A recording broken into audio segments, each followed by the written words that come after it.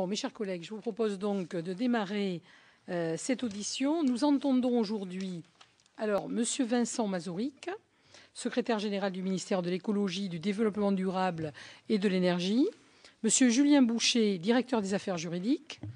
Nous entendons également leurs prédécesseurs pour couvrir toute la période concernée par le contrat Ecomove.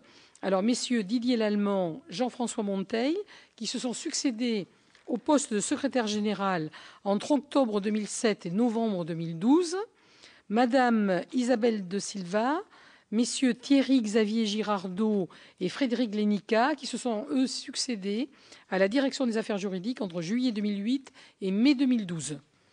Alors, Madame, Messieurs, nous avons souhaité vous auditionner pour connaître la chronologie détaillée de toutes les opérations et décisions intervenues depuis 2005 sur la question de la taxe poids lourd, l'organigramme précis, je dirais, de toutes les administrations, services, cabinets ministériels qui sont intervenus dans le cadre du choix de solutions, des formules juridiques, de la négociation, de la conclusion et du suivi du contrat. Et enfin, la répartition des responsabilités au cours des différentes phases de mise en place du contrat entre les administrations proprement dites et leurs conseils extérieurs. Je vous informe que cette audition est ouverte au public et à la presse, fait l'objet d'une captation vidéo ainsi que d'un compte rendu publié.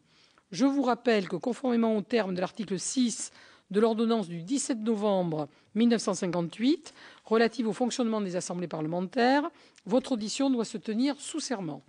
Je vous rappelle également qu'en cas de faux témoignage, les personnes entendues sont passibles des peines prévues par les articles 434-13, 434-14, 434-15 du Code pénal. Donc je vais vous donner la formule du serment et vous demander de lever la main droite et de dire les uns après les autres « je le jure ». Madame, Messieurs, prêtez serment de dire toute la vérité, rien que la vérité. Levez la main droite et dites « je le jure ». Je le jure. Je le jure aussi. Allez-y, je répète pas chaque fois. Je le jure. Je le jure. Vous ne prêtez pas serment, vous ne parlerez pas. On est entendu. Je vous remercie les uns et les autres.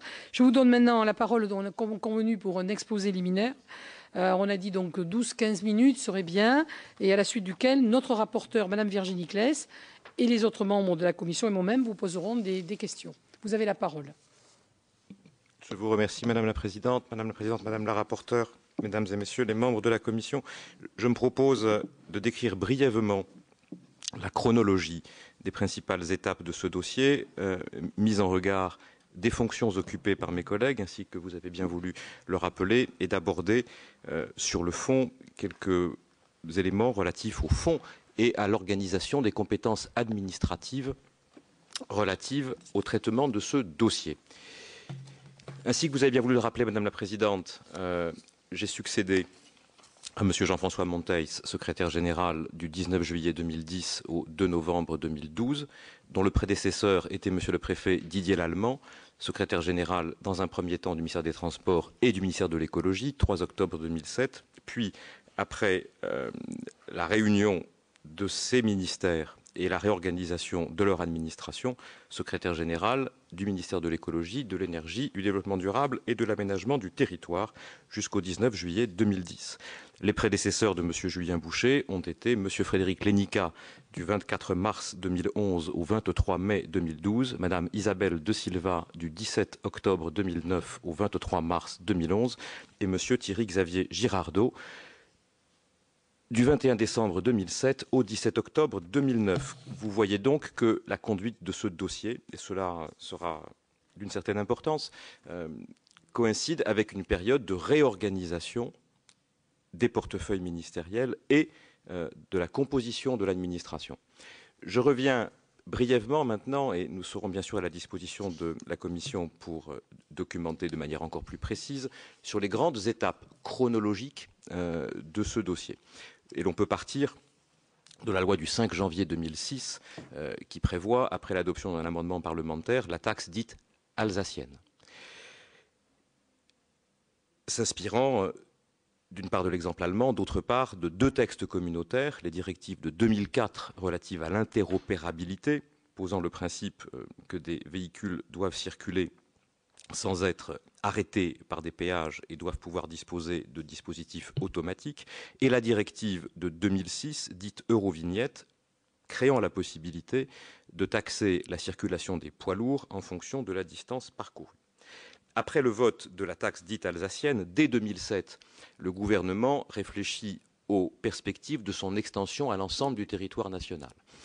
Ayant à l'esprit d'une part que quelle que soit la dénomination communautaire, en droit interne, on parle bien d'une taxe et non pas d'une redevance pour service rendu, et s'interrogeant dès ce moment sur la possibilité de faire gérer une telle organisation de nature fiscale par un délégataire, ici un groupement de nature privée, sous certaines conditions de contrôle par l'État.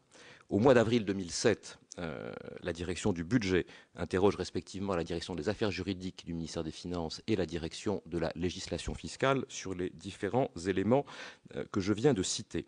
Saisi par le gouvernement, par le ministre chargé de l'Environnement et par la ministre des Finances, le Conseil d'État rend en décembre 2007 un avis qui est public sur l'ensemble de ces questions et qui confirme ces principes.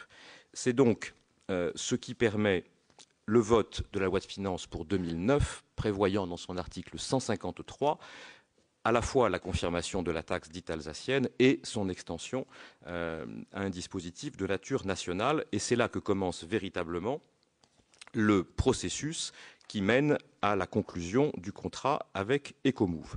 Ce processus, je n'en cite que les principales étapes, Madame la Présidente, Madame la Rapporteure, commence le 29 avril 2009 par la publication au journal officiel de l'Union européenne d'un appel public à la concurrence, symétriquement au bulletin officiel des annonces de marché public le 5 mai 2009.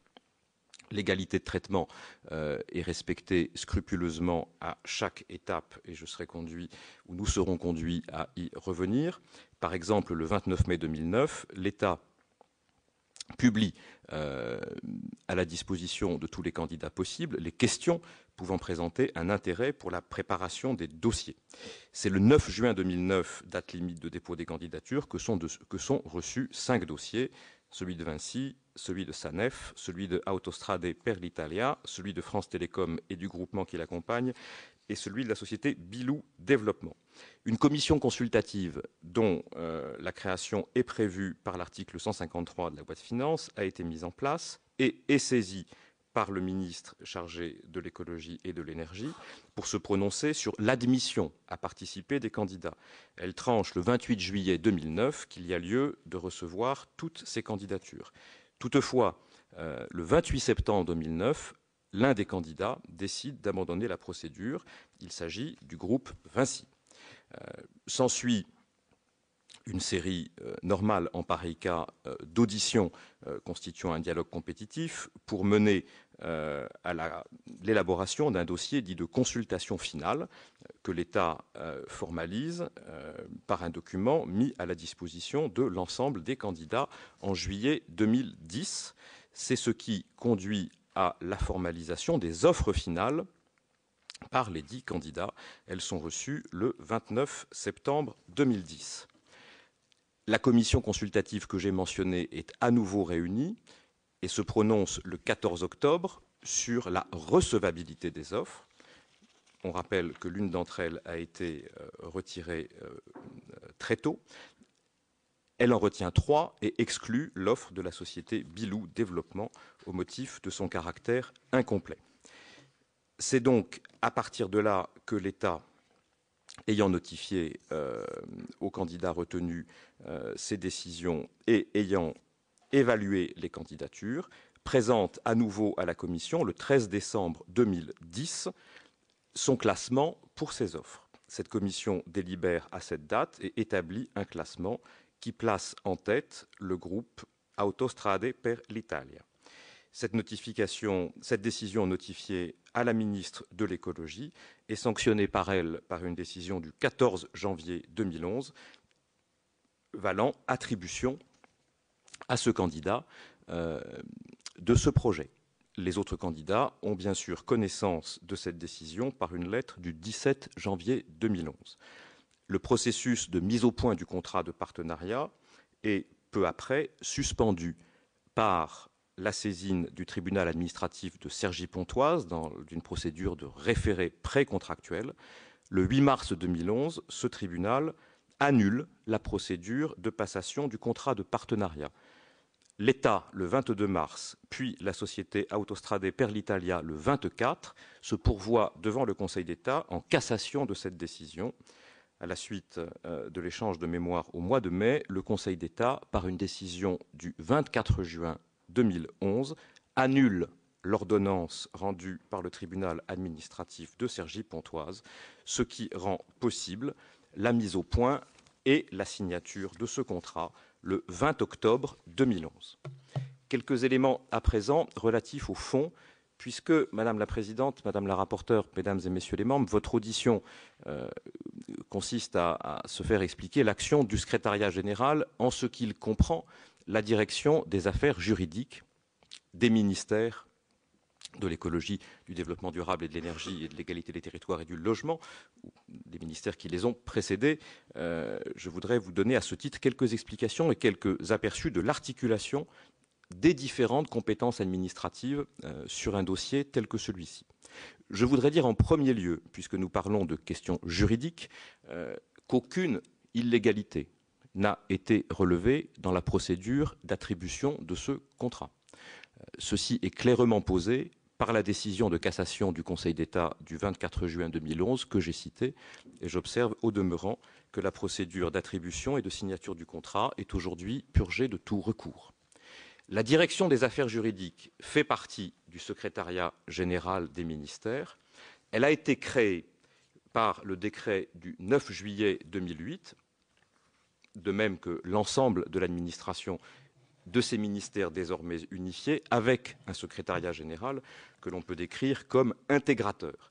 Dans cet esprit, la direction des affaires juridiques exerce une fonction d'animation, de conseil et d'expertise et d'assistance juridique. Elle se prononce sur l'ensemble des projets de textes législatifs ou réglementaires. Elle traite le contentieux de nature centrale du ministère et assure la qualité de la norme et de la réglementation. Elle n'est donc pas, en premier rang, le rédacteur ou l'expert de tout contrat. Et ce point est important, car devant une affaire complexe, à la fois longue dans le temps et ample dans les sujets qu'elle soulève et les compétences auxquelles elle fait appel, il y a lieu d'articuler les compétences et les fonctions. Dans notre ministère, c'est la Direction générale des infrastructures de transport et de la mer, dont vous auditionnerez prochainement le directeur général, M. Burceau, qui a eu la charge d'élaborer aux différentes étapes ce dossier, cet appel d'offres et ce contrat. Conformément aux principes de spécialité et aux fonctions dont j'ai rappelé les principales lignes, la direction des affaires juridiques s'est principalement chargée de la défense des intérêts de l'État devant les instances saisies en mars et en juin 2011, et en particulier s'agissant du pourvoi en cassation devant le Conseil d'État. Pour sa part, la Direction générale des infrastructures de transport et de la mer est la meilleure experte en matière de partenariat public-privé, de montage et d'analyse en opportunité et en régularité, de concession, et d'une manière générale, est la meilleure experte de tout temps, en raison de la fonction routière, de l'économie de tels contrats. Je souhaite enfin, pour conclure, Madame la Présidente, préciser à votre commission que le ministère, sur ce point précis, a audité sa propre organisation.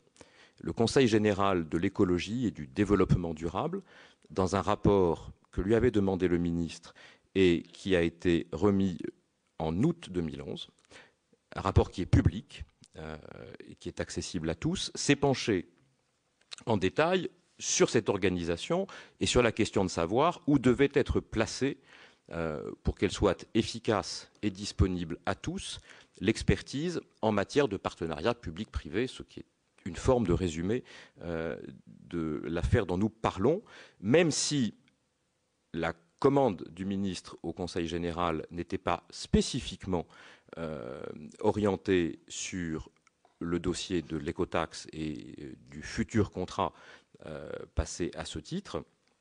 Ce point est bien sûr cité, et la conclusion que je me permets de résumer en tenant ce rapport à votre disposition est que l'organisation observée par le Conseil général est toujours en vigueur et qui a servi dans cette affaire est la bonne, c'est-à-dire que la meilleure expertise doit être là où elle se trouve, là où sont les métiers et les missions relatives aux infrastructures, qu'il faut bien entendu veiller au concours d'expertise complémentaires, notamment celui de la direction des affaires juridiques, et surtout, et enfin, à 2 points, la mutualisation des connaissances et des compétences, de manière à éviter des positions différentes au regard d'entreprises qui sont parfois les mêmes, et comme cela fut le cas dans le dossier Ecotax Ecomove, la précaution